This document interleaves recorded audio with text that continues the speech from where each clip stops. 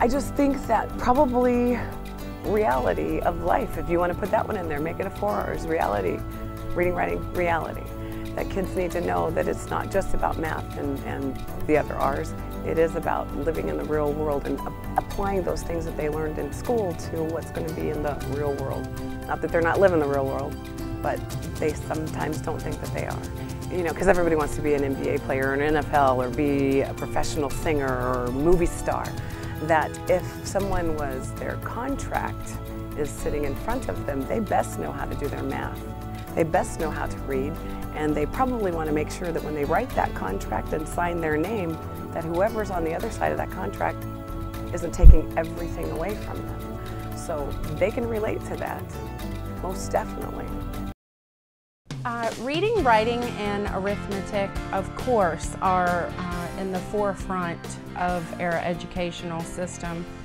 I also particularly feel social studies and science, but social studies more so because it teaches children how to be in a community.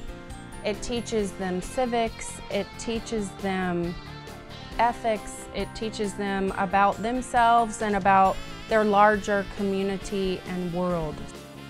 The social development piece, that citizenship piece, I think is critical to having a well-rounded adult. And so while I'm passionate about what I teach in my content, what I'm really interested in is, 10 years from now when a student comes to me and says, I really liked your class, what I want them to tell me is not that they really like learning about the Code of Hammurabi or Egyptian pyramids. What I want them to say is I made a really great connection with a teacher, and I learned how to solve problems, and I learned how to work with other people. That to me is just as important as reading, writing, and arithmetic. Helping children understand the power of effort. I don't believe that it's always how smart you are, but it's you're willing to work and to believe in yourself. And if you put forth effort, then what a gift you've given yourself.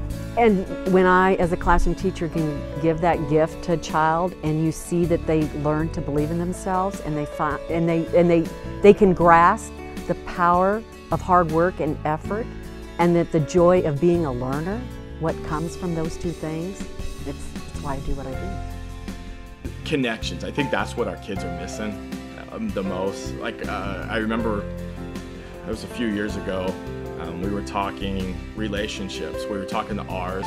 We kept using the word at the high school, relationships, making a relationship with each kid. And to me, I think that's what we need to be teaching. With all the technology and everyone can communicate, text message and all that type of stuff, is just being able to relate to each other, communicate with each other. I'm really big in my class about communication.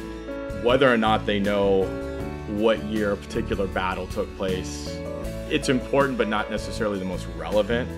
Those things that say they can present themselves in front of an audience, whether it's a boss or a board at a college or something like that, and be able to say, this is me, and not be nervous. It's that communication tool, I think, is the biggest thing outside of the, the standards, the writing, the arithmetic, all that stuff.